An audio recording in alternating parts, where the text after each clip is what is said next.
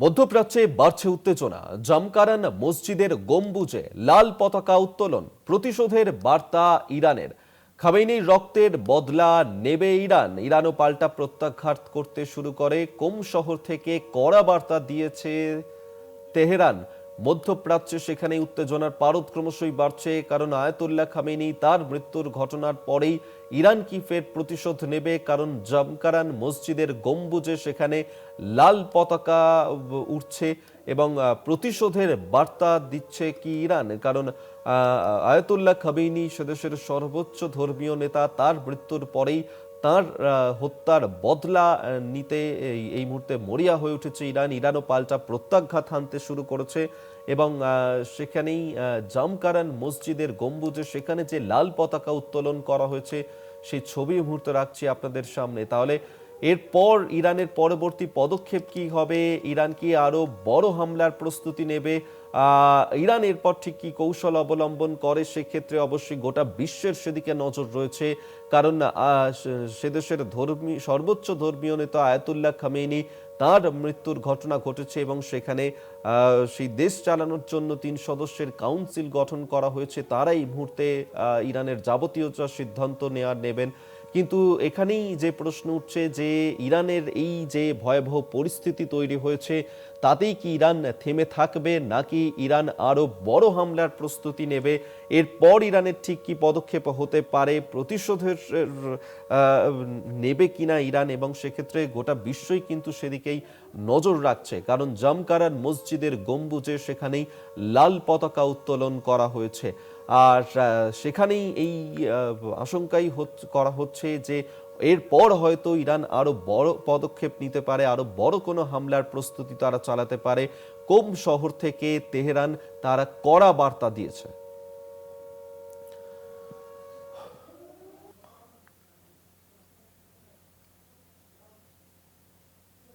মধ্যপ্রাচ্যে যুদ্ধের মেঘ, বন্ধ আরবের আকাশ সীমা। দুবাই বিমানবন্দরে ড্রোন হামলা, ক্ষতিগ্রস্ত হয়েছে বুর্জ আল আরব। এই মুহূর্তে সেই ছবি মুহূর্তে দেখাচ্ছি আপনাদেরকে, যেখানে মধ্যপ্রাচ্যে এই যে যুদ্ধ চলছে সেই যুদ্ধের আবহেই আকাশ সীমাতে তা পুরোপুরি বন্ধ করে দেওয়া হয়েছে এবং দুবাই বিমানবন্দরে সেখানে হামলা চালানো হয়েছে। বুর্জ খলিফাতে সেখানেও হামলা চালানো হয়েছে। ড্রোন হামলায় ক্ষতিগ্রস্ত হয়েছে বুর্জ আল আরব। মধ্যপ্রাচ্যে যুদ্ধের দামামা বেজে গিয়েছে এবং সেখানে ইরানের ওপর হামলা চালানো হয়, পাল্টা প্রত্যাঘাত করে ইরান এবং আজ সকাল থেকে ফের ইসরায়েল আক্রমণের ঝাঁজ বাড়িয়েছে। আরো তীব্র এই হচ্ছে এই যুদ্ধ এবং পশ্চিম এশিয়ায় কার্যত যুদ্ধও শুরু হয়েছে এবং 3টে জায়গার ছবি এই মুহূর্তে দেখাচ্ছি আপনাদেরকে।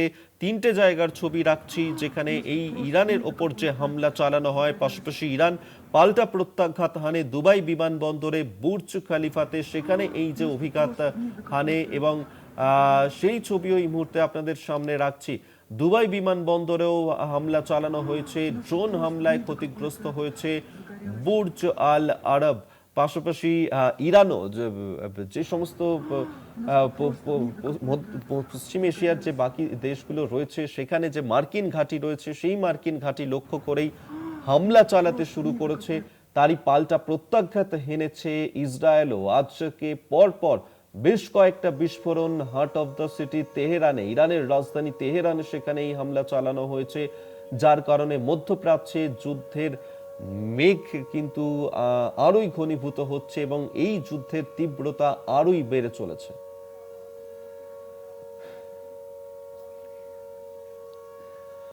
আরব দেশে হামলা ইরানের এবং সেই ছবি এই মুহূর্তে দেখাচ্ছি আপনাদেরকে, যেখানে ক্ষতিগ্রস্ত হয়েছে বুর্জ আল আরব এবং তেহরানে সেখানেও হামলা চালানো হয়েছে।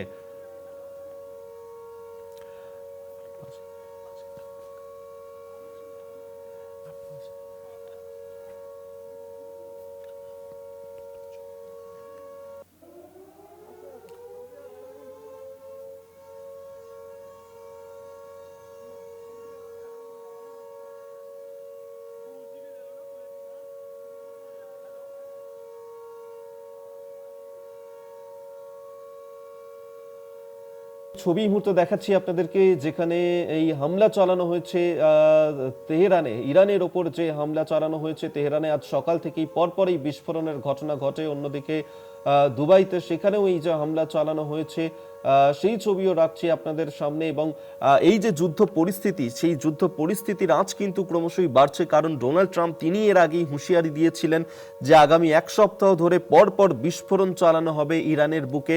গত বছর আমরা দেখেছিলাম যে টানা 12 দিন ধরে ইরানের ওপর হামলা চালানো হয়েছিল, ইসরায়েল সেই হামলা চালিয়েছিল। আর কয়েক মাস যেতে না যেতেই আরও যুদ্ধ পরিস্থিতি ক্রমশই ঘনীভূত হচ্ছে সেখানে। এবং গতকালকের পর আজকে আরও এই আক্রমণের তীব্রতা বাড়িয়েছে ইসরায়েল।